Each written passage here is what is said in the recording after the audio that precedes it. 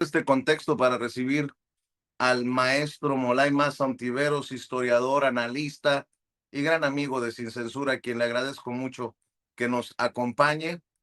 Más o menos voy poniendo las piezas en el rompecabezas para que nos ayudes a desmenuzar, pues esto que no sé qué es, mientras la presidenta Claudia Sheinbaum Pardo, muy mesurada, muy coherente con sus posturas en contra de la intervención, vemos a personajes de la ultraderecha que casi le dicen, papi Trump, bombardea y líbranos del mal. Mi querido Molay, ¿cómo estás? No te escucho, Molay. Ahí está, ahí está. Ahí está. El líbranos del mal es una fantasía, ¿no? Es un sueño húmedo de los fascistas porque es destrúyelo todo, ¿no? Yo hace ratito les compartía en redes sociales, ¿no? Los narcocomunistas no existen, no hay uno solo, ¿no? Las narcodictaduras de izquierda no existen, los narcogobiernos de izquierda, esos que Trump dice que quiere destruir, no existen. Lo que sí se corrobora que existe con Donald Trump, con Noboa, ahora con Cast, es el narcofascismo, ¿no? Con Javier Milei, con la liberación de Orlando Hernández, con la intervención y el fraude electoral en Honduras, ¿no? Donde estas intervenciones políticas favorecen personajes que están vinculados a tramas de corrupción y a tramas del narcotráfico.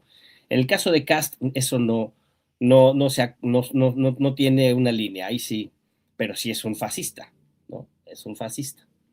Entonces, lo que sí hay es narcofascismo.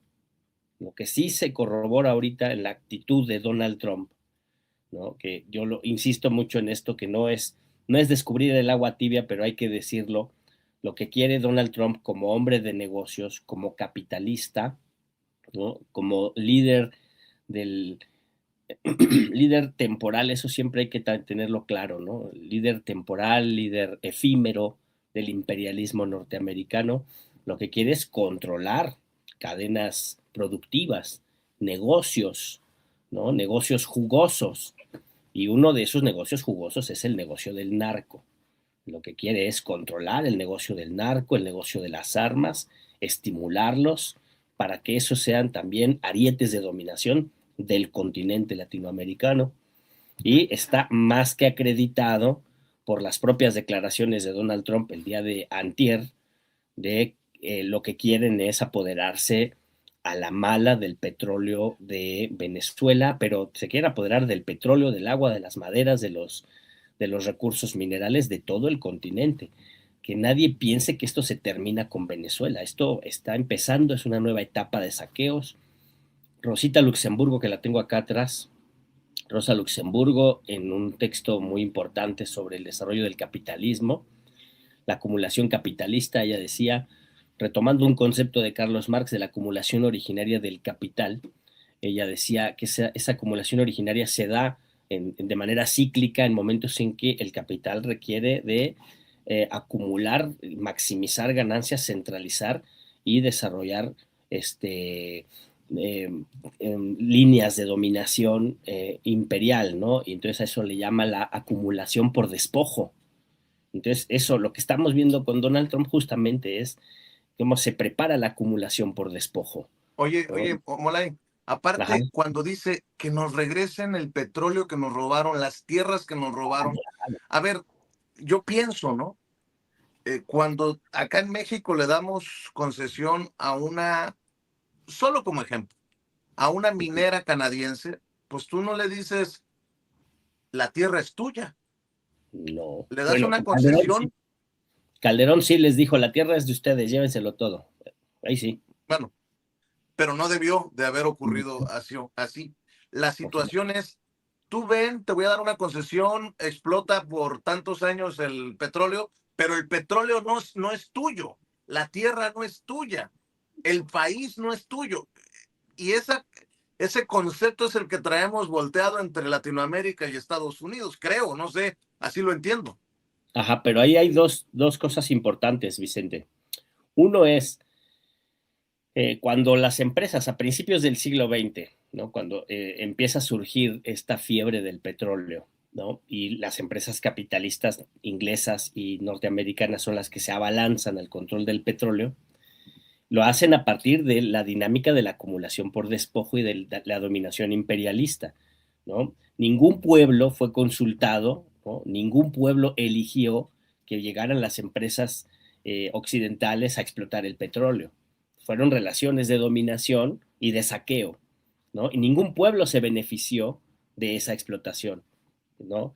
Y luego vienen los procesos de expropiación, como el de México en el 38, como el de Venezuela en los años 70, como el de Brasil, PDVSA, ¿no? Cuando Brasil, PDVSA es de Venezuela, cuando Brasil también expropia su petróleo y empieza a desarrollar su industria petrolera, es México el que asesora a Brasil para lograr desarrollar su propia tecnología y su industria petrolera, ¿no? Y ese fue un proceso de soberanía de los estados nacionales para controlar su petróleo, ¿no? Entonces, la explotación petrolera de las transnacionales inglesas y gringas era espuria e ilegítima. La nacionalización de esos petróleos es legítima y soberana. Eso es muy importante tenerlo claro. Nunca fue nada ni de los ingleses ni de los gringos. Era un saqueo y se les puso un límite. Ahora viene la segunda etapa. Llega Trump y dice, ese petróleo es nuestro, esa tierra es nuestra y nos la tienen que devolver. Esto ya es otro nivel, ¿no? Es el nivel de regresar a la acumulación por despojo y de regresar al saqueo imperialista y a la piratería, como ya lo vimos, ¿no? Yo no estoy hablando nada que no esté pasando y hay datos cotidianos de que eso está pasando, ¿no? Y cuando dice que Trump, que eso es suyo, lo que está diciendo, y ahí hay que poner mucha atención, ¿sí? Porque lo que está diciendo Donald Trump es todo lo que yo quiera es mío, esté donde esté en Europa, esté en Asia, esté en América, esté en Marte, esté en la Luna, donde esté. Por eso es delirante. Por eso es delirante la declaración de Donald Trump de que el petróleo venezolano y la tierra venezolana es suya. Pero quita a Venezuela y pone ahí al mundo entero, Vicente. Esta es una amenaza para todos los países de todo el mundo, de que si a los gringos se les antoja, van y les quitan cualquier cosa. Eso es lo que está diciendo Donald Trump, eso es lo que esconden las palabras de Donald Trump. No es con Venezuela, no es solo con América Latina, no es por el tema de la expropiación petrolera de los años 70. Ahí nos equivocamos si pensamos eso. No es por la expropiación, no es porque nos expropiaron el petróleo, pero era nuestro. No, ese no es el tema. El tema es todo es nuestro. Todo lo vamos a controlar, todo lo vamos a saquear, todo lo vamos a convertir en mercancía para enriquecernos nosotros, los imperialistas, el imperio, los que nos sentimos los dueños del planeta. Ese es el mensaje de Donald Trump. Si no lo queremos entender así es porque nos faltan tablas, nos falta conocer historia, nos falta conocer las lógicas del desarrollo del capitalismo y su fase imperialista y su brazo terrorista, que es el fascismo, que es el que están utilizando ahora en América Latina y que en Chile pues ganó las elecciones, ¿no? Entonces yo creo que eso es lo que hay que interpretar, lo que hay que entender el mensaje, el metarrelato que hay en las palabras delirantes de Donald Trump, ¿no? Y que Donald Trump es el ejemplar delirante de esta necesidad imperial de saquear los recursos naturales de los países de América Latina, pero es la política del imperialismo yanqui lo que se está mostrando allí. No es el delirio de Trump, que sí, pero no nada más. Lo que está de fondo es la necesidad imperialista de saquear los recursos naturales para reindustrializar su país y utilizar las reservas infinitas del petróleo venezolano para acelerar sus cadenas productivas militares y prepararse para una confrontación militar en el Pacífico, ¿no? Y ese es el gran problema. Ahora, si la ONU sigue pasmada, ¿no? Porque sí, lo que tú decías al principio es muy cierto. O sea, todo esto está pasando porque no se detuvo Gaza, ¿no? Entonces, los fascistas se han dado cuenta que pueden cometer un genocidio y salir impunes, ¿no? Y eso lo advirtió Petro en la ONU hace 2 años o hace año y medio, cuando dijo lo de Palestina es el experimento de las élites millonarias para aniquilar pueblos y quitarles su país, quitarles su tierra, quitarles sus recursos. Como el mundo no hizo nada, como el mundo no reaccionó, las élites políticas, las élites económicas, algunas incluso apoyaron el genocidio, ya Donald Trump se siente con suficiente fuerza para ir y saquear otro país, ¿sí? Porque todavía no hay sanciones, porque todavía no hay consecuencias, porque sigue habiendo impunidad en el tema de Gaza. Entonces vienen por nosotros, vienen por todos. Y Donald Trump lo está diciendo, ¿no? Devuélvanme la tierra que me robaron. Ah, mira nada más, te la robaron, ¿no? Porque lo que dice, todo es mío, todo lo puedo explotar, todo lo puedo saquear. A los que sí les robaron la tierra es a nosotros, ¿no? Los que sí podremos nosotros reclamar la tierra robada es México, ¿no? México sí podría hacer una revisión del Tratado Guadalupe Hidalgo, solicitar una revisión del Tratado Guadalupe Hidalgo y exigir una indemnización o la devolución de las tierras robadas. Fíjate que eso sí se podría hacer, porque ahí sí hubo un robo, ahí sí hubo una usurpación de una parte del territorio nacional por la vía de la fuerza, y es ilegítimo en el derecho internacional. Esa forma de apoderarse del territorio de otros países es ilegítimo, y sí podríamos nosotros meter en problemas a Estados Unidos en una reclamación legal sobre el territorio que arrebataron a nuestro país, ¿no? Hay una reflexión muy buena, se las recomiendo, está en YouTube, Yanis Varoufakis, economista griego que participó en el gobierno de Siriza, que fue un gobierno que aplastó la Unión Europea, ¿no? Con la deuda. Pero Yanis Varoufakis es un cuate muy inteligente, muy analítico, muy formado, muy informado, y él hace una reflexión sobre la relación México-Estados Unidos y el territorio que se robó, y con argumentos jurídicos y económicos e históricos dice México podría reclamar su territorio, ¿no? Claro que no está no es parte del programa inmediato de la Cuarta Transformación y del gobierno de la doctora Claudia, pero eso sí es algo que se puede reclamar. Ahí sí hay algo que nos robaron, ¿no? Esa actitud delirante de Donald Trump, que más bien es parte de las lógicas imperialistas de saqueo, de ambición, de acumulación, ¿no? Y es absolutamente ilegítimo que se lo plantee hacia naciones soberanas e independientes. En el caso mexicano, en su relación con Estados Unidos, sí sería una reclamación legítima, ¿no? Entonces, también eso es interesante. Es interesante que otros mandatarios lo reflexionen, lo pongan sobre la mesa y digan, pues México sí tiene territorio robado, ¿no? Y además, ese territorio robado es el territorio de donde Estados Unidos saca más petróleo, ¿no? Fíjate nada más, y de donde sacaban más oro, ¿no? Entonces, ha sido un territorio muy rico que ha sostenido al imperio durante los últimos 150 años, y se lo robaron, lo usurparon a nuestro país, y nosotros pues en algún momento también podemos reclamarlo con mucha legitimidad, ¿no? Oye, Molay, Y dígame, mira, soy muy mal pensado. piensa mal y acertarás. Bueno, Tucker Carlson es el que dice, van a declarar la guerra contra Venezuela. Ajá. Y el mundo, creo que no exagero, el mundo en algún momento se detiene y dice, a la madre, otra guerra, otra declaración de guerra, que finalmente no se da. Pero también pienso en el terrorismo mediático, informativo, ¿no? Y cómo controlar a través de la información de los medios, para beneficio de quién, pues para esos que nos quieren tener así, ¿no? No sé, pienso, ¿no? Pienso. Sí, claro, porque toda la operación militar en el Caribe ha sido una operación de terror psicológico, por supuesto, ¿no? Claro, las familias de los pescadores víctimas de los crímenes de guerra en el Caribe y en el Pacífico no estarán de acuerdo conmigo, ¿no? Me dirán, eso no es psicológico, güey, pues hay gente muerta, ¿no?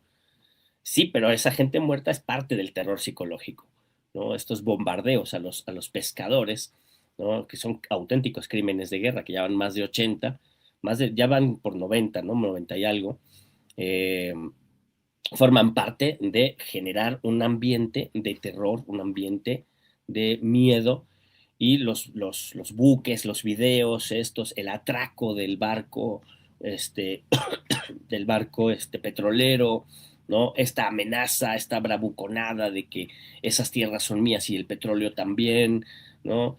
Todo esto forma parte del terror psicológico. Y sí, Tucker Carlson ahorita ya tiene sus distanciamientos con Donald Trump, pero él era trumpista, ¿no? Él viene de la escuela de el tipo de comunicación Berlusconi que empezó a hacer Fox News, de crear estas narrativas de la posverdad y las fake news, ¿no? Entonces, de ese ambiente, de ese ecosistema también reaccionario, de fascista, de ahí viene Tucker Carlson, ¿no? Entonces él tiene también su propia agenda, sus propios intereses para sacar o no una nota, ¿no? Y tiene que ver con esta campaña de asedio, con esta campaña de terror psicológico en la que no ha caído Venezuela, ¿no? O sea, el pueblo y el gobierno venezolano han cerrado filas, ¿no? Incluso sectores de la oposición que no en otras circunstancias estarían en las antípodas del Partido Socialista, pues se han cerrado filas con el gobierno de Maduro mientras esta coyuntura se supera, porque ellos tienen clarísimo que si hay un ataque militar, que si empiezan los bombardeos, les va a caer a todos sin preguntar si eres chavista o si no eres chavista, ¿no? Si el imperialismo ocupa los recursos de Venezuela, la pérdida va a ser para todos los venezolanos por igual, ¿no? Y serán grupos de las élites muy, muy reducidos los que se puedan beneficiar económicamente de este saqueo, porque los hay, ¿no? Las oligarquías cipayas, la lumpenburguesía cipaya de la que forma parte gente como María Golpista Machado, serán los poquitos que se beneficiarán, pero será un beneficio económico muy efímero que no les va a dar ninguna autonomía política ni en el corto ni en el mediano plazo, porque simplemente van a ser unos lacayos, unos títeres, unos agentes de la ocupación. Ellos estarán encantados porque para eso nacieron, ¿no? Para ser unos traidores apátridas, pero la mayoría de la burguesía nacional venezolana sabe que no va a ser beneficiaria de un proceso así, al contrario, ¿no? Van a perder gente, van a perder recursos, van a caer en desgracia. Entonces, a nadie le conviene una avanzada militar en contra de Venezuela, pero lo más importante es que todos tengamos claro que no es Venezuela, es el planeta entero el que está en peligro con el delirante de Donald Trump, pero también con la lógica de acumulación capitalista del imperialismo norteamericano. Y eso va mucho más allá de Donald Trump. Entonces, la agenda antiimperialista, antifascista, anticapitalista es una agenda que las izquierdas tienen que retomar, no retomar las agendas radicales, profundas, críticas del sistema. Es lo que costó la derrota de Boric, es lo que costó el ascenso del fascismo en Chile, ¿no? Y la pérdida geoestratégica de los procesos progresistas en el cono sur, ¿no? Entonces, es la incapacidad de los sectores progresistas, nacional populares o de izquierda, de retomar banderas que son banderas críticas del cómo se organiza el sistema capitalista. Y al tomar esas banderas críticas, no quiere decir que te radicalices y te hagas intransigente, ¿no? Quiere decir que buscas resolver las causas de los grandes problemas. Y resolviendo esas causas de los grandes problemas, luchas por derechos y luchas por programas de redistribución. Y eso impacta en la vida de la gente y mejora la vida de la gente. Y eso hace que haya una base material de votantes que en su propia vida ven mejorías y por eso pueden ratificar tu gobierno. Pero si pasan 4 años y todo es puro exhibicionismo y no hay mejoría de la vida de la gente, que tampoco deterioro, ¿no? Porque en el caso de Boric eso es lo paradigmático, no se deterioró la vida del pueblo, pero no mejoró, ¿no? No hubo una posición clara de Boric frente a los monopolios y frente a los fascismos y frente a los apologistas de las dictaduras, no hubo una posición clara, al contrario, se plegó a posiciones tradicionalistas, a posiciones de la concertación chilena, y a una buena parte del electorado eso simplemente no le vino y no le fue, ¿no? Y a la hora de votar, votaron por otra cosa. No quiere decir que los votantes chilenos sean fascistas, no. Quiere decir que no vieron ninguna respuesta en el gobierno que sale y prueban otra cosa, ¿no? Y lo otro, pues, es el fascismo. Y ahí es donde nos metemos en un brete, mi querido Vicente. Y para, si quieres medio cerrar por esta ocasión, mi querido Molay, lo, ¿cómo tratar de desmenuzar esto? No solamente es lo que se diga en Estados Unidos o lo que se haga desde Estados Unidos, sino cómo el avance de la ultraderecha en Latinoamérica respalda eso. Claro, Porque antes se veía, no sé si tú lo veas así, como esta idea del imperio muy lejana, porque afortunadamente la izquierda empezó a ganar espacios. Y los mismos errores de la izquierda han provocado el regreso de la derecha y de la ultraderecha. Y ahora tenemos a un Novoa o a un gobierno de Ecuador respaldando la invasión. Y tienes a Milei reuniéndose con Kass y respaldando obviamente a Donald Trump. Y tienes a Kass que va a gobernar en Chile respaldando. Y ojo que pues este avance no es poca cosa, es significativo, porque entonces tienes a un Petro crítico del régimen de Maduro, pero entendiendo la situación histórica y diciendo vamos a tener que cerrar filas, Maduro diciéndole necesitamos ser uno mismo, pero alrededor de ellos se cierra pues un círculo de ultraderecha y muy lejano, o no, no lo sé, México, ¿no? Llamando a la cordura.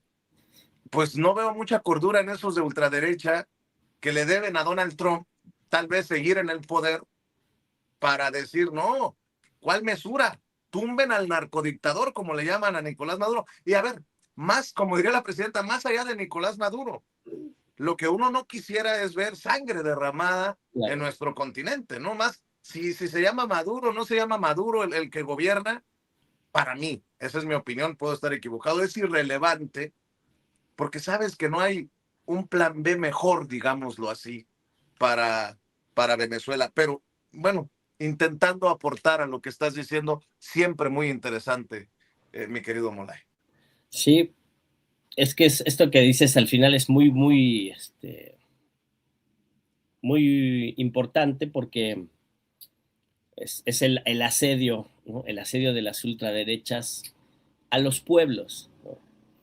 Yo creo que ahí podríamos cometer un error y los gobiernos, ¿no? Petro, Maduro, en nuestro gobierno, podríamos cometer un error si creyéramos que todo se trata de quién gobierna y quién no, ¿no? Y de que los asediados son Petro, Maduro, Claudia, ¿no? Por la ultraderecha que cierra el cerco, ¿no? No, los asediados no son nuestros gobernantes, los asediados somos nosotros, ¿no?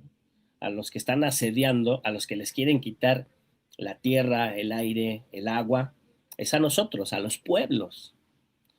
Y los ejemplos que pone son muy buenos porque fíjate, quién es Milei? ¿No? Es un economista mediocre, devenido en comentarista de televisión, que se hizo famoso por sus exabruptos, ¿no?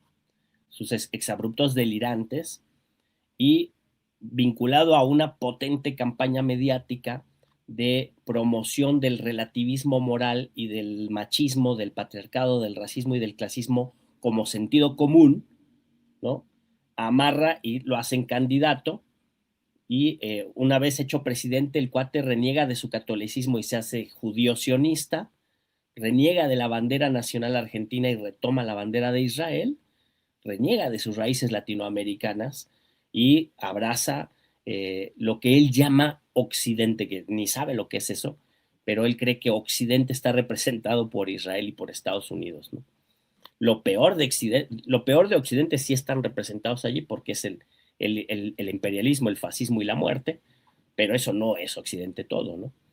Y ahí habría mucho que reflexionar, pero para cerrar la idea, ¿quién es, no? Milei? Finalmente es un cipayo, ¿no? No tiene arraigo en su nación, ni en América Latina, ni en su historia latinoamericana. Finalmente es un agente extranjero. ¿Quién es Noboa?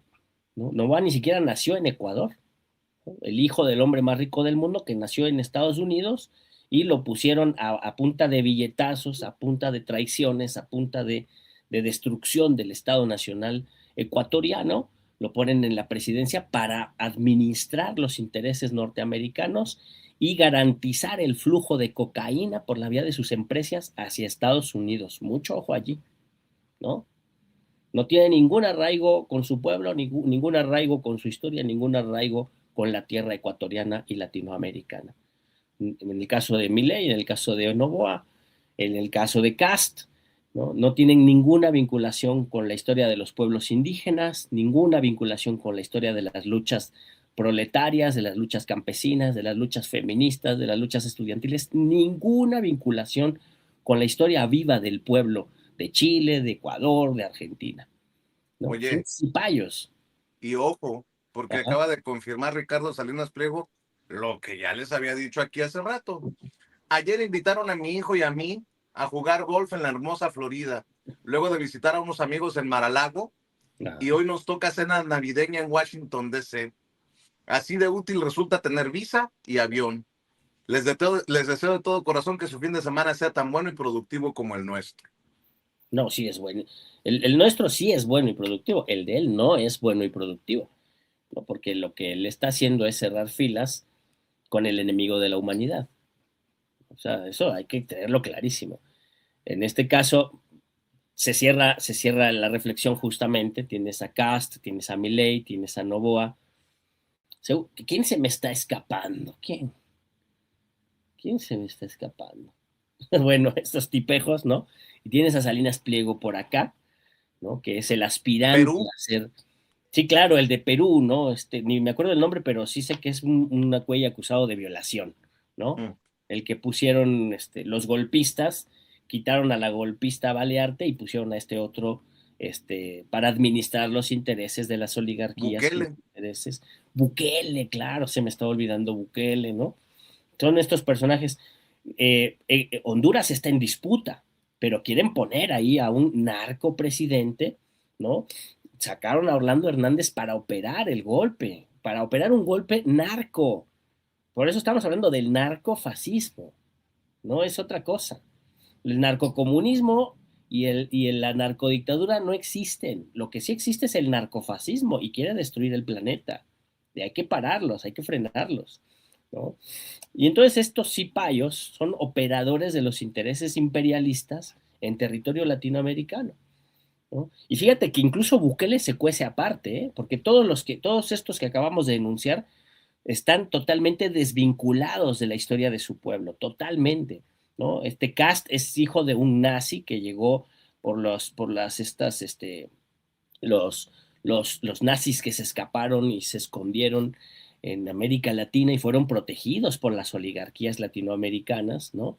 Y por la CIA también y por el Mossad también, ¿no? Fueron protegidos, fueron apoyados para infiltrarse en las dictaduras, ¿no? El papá de Cast se infiltró en la dictadura de Pinochet, apoyó la dictadura de Pinochet, participó en fusilamientos de campesinos socialistas en Chile, ¿no? Y luego Cast apoyó desde chavito la dictadura de Pinochet, ¿no? Y siempre ha estado vinculado a la blanquitud, al patriarcado, al tradicionalismo católico reaccionario, ¿no? Y a las dictaduras, ¿no? Entonces, entonces, tanto Milei como Novoa como Cast son personajes que no tienen ninguna vinculación con sus pueblos y con sus territorios. Decía que Bukele se cuece aparte, porque Bukele tiene padres que fueron del Frente Sandinista de Liberación Nacional, perdón, me equivoqué, Frente Farabundo Martí de Liberación Nacional, el FMLN, ¿no? Pero gobernaron mal los compañeros del Frente Farabundo y él, Bukele, ganó un cargo de una municipalidad con el Frente Farabundo Martí Y cuando el Frente Farabundo Martí empezó a hacer las cosas con las patas, Bukele se sale y hace su propio proyecto, su propia campaña y logra impactar, ¿no? Él sí conoce la historia de su pueblo, ahí sí no puedo negarlo, ¿no? Pero él utiliza la historia de su pueblo, por ejemplo, él pervierte y corrompe la efigie de Monseñor Romero, ¿no? Este obispo de la teología de la liberación que enfrentó a los militares y fue asesinado por eso, ¿no? Y entonces Bukele utiliza la efigie de Monseñor Romero, siempre lo pone atrás en sus discursos, ustedes véanlo cuando él luego habla, está atrás un sacerdote, se ve allí un cuadro de un sacerdote, es Monseñor Romero, pero es una utilización espuria y perversa de la efigie de Monseñor Romero, pero la utiliza históricamente porque el cuate sabe que eso impacta en sectores de su pueblo, ¿no? Pero se ha plegado a los intereses de las oligarquías y se ha convertido en un administrador de los intereses imperiales en su territorio, ¿no? Ha traicionado a Latinoamérica, ha traicionado a su pueblo y ha traicionado el pasado de su país, el pasado de las luchas de su pueblo, ¿no? Entonces, bueno, ¿a qué nos enfrentamos? Nos enfrentamos a este desarrollo, ¿no? de la deriva autoritaria y de la deriva violenta. Por eso se le llama el fascismo, no solo recurre a recordar el pasado en el siglo XX, ¿no? La experiencia de Mussolini, de Hitler y todos estos acontecimientos dictatoriales de la Segunda Guerra Mundial, sino es una categoría, el fascismo es una categoría que sirve para estudiar el imperialismo en la utilización del terror y de la violencia para garantizar los intereses de la oligarquía financiera, ¿no? Ese es el contenido material del fascismo, no es un insulto nada más, ¿no? Y entonces yo les recomiendo un textito que anda por las librerías de viejo o búsquenlo en internet, ¿no? Yo lo he visto, luego lo venden mucho en Facebook también, los libreros. Es un librito que se publicó ya hace mucho tiempo, pero para que veamos que esto viene de atrás, ¿no?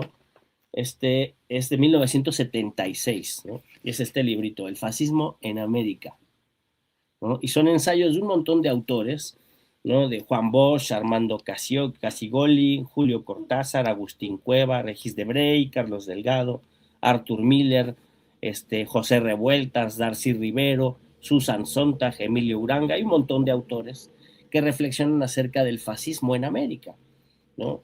Y justamente lo que ellos explican es cómo el imperialismo norteamericano y las dictaduras latinoamericanas de aquel momento están aplicando técnicas lógicas, propaganda, dinámicas que se utilizó en el fascismo clásico, pero que no se presentan igual. Y hoy en día, en este momento, en esta bravuconada trompista de que todo lo que él quiera se lo va a apoderar por la vía de las armas, por la vía de la violencia, y toda la propaganda mediática, ¿no? Que estamos viendo en redes sociales, pero también en los grandes medios masivos de comunicación, ¿no? El ascenso de estos personajes que reivindican lo peor de la humanidad, ¿no? Como Salinas Pliego, ¿no? Estos magnates que violan la ley, que desconocen el Estado de Derecho, que desconocen el sistema internacional, ¿no? Que desconocen la legalidad internacional, que desconocen los derechos humanos, desconocen los derechos de las minorías, desconocen los derechos de los trabajadores y que conspiran en contra de la humanidad para destruir el planeta, ¿no? Estos personajes pues son el fascismo del siglo XXI, pero es el narcofascismo del siglo XXI y contra eso hay que oponerse, porque también hay una imagen, y ya cierro con esto, Ceci, le mandé una imagen a Ceci, que dice, pues sí, ahí vienen de nuevo los fascistas, pero hay que recordar que nosotros ya les ganamos una vez, ¿no?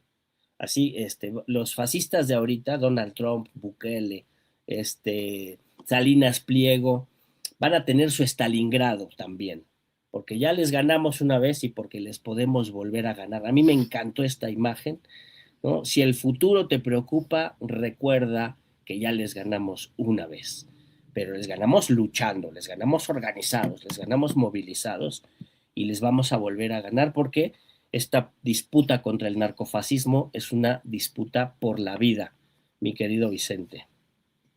Me gusta cómo cierras, mi querido Molay. Ha sido una intensa y muy reveladora conversación el día de hoy. ¿Por qué no cerramos invitando a la audiencia a tus esfuerzos independientes, a tus redes, querido Molay? Pues ay, perdón, andamos Dice todos Ceci, así como dice Ceci ¿eh? que incluya ilustrativa. Ilustrativa, gracias. No, gracias, gracias. Gracias por invitarme, por convocarme. Aquí está mi chavito.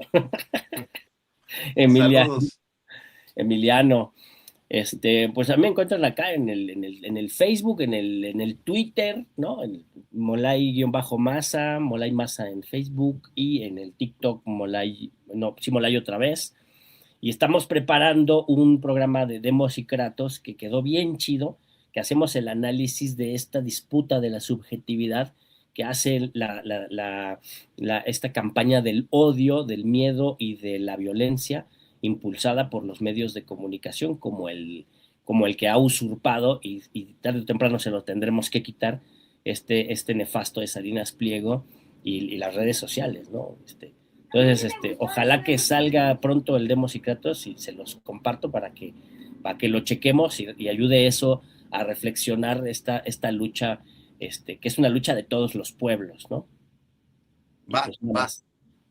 Muy bien. Eh, entonces, estamos al pendiente, mi querido Molay, y Claro, nos saludamos antes de que termine el año, si así te da la vida. claro que sí, con mucho gusto. Gracias. Felicidades.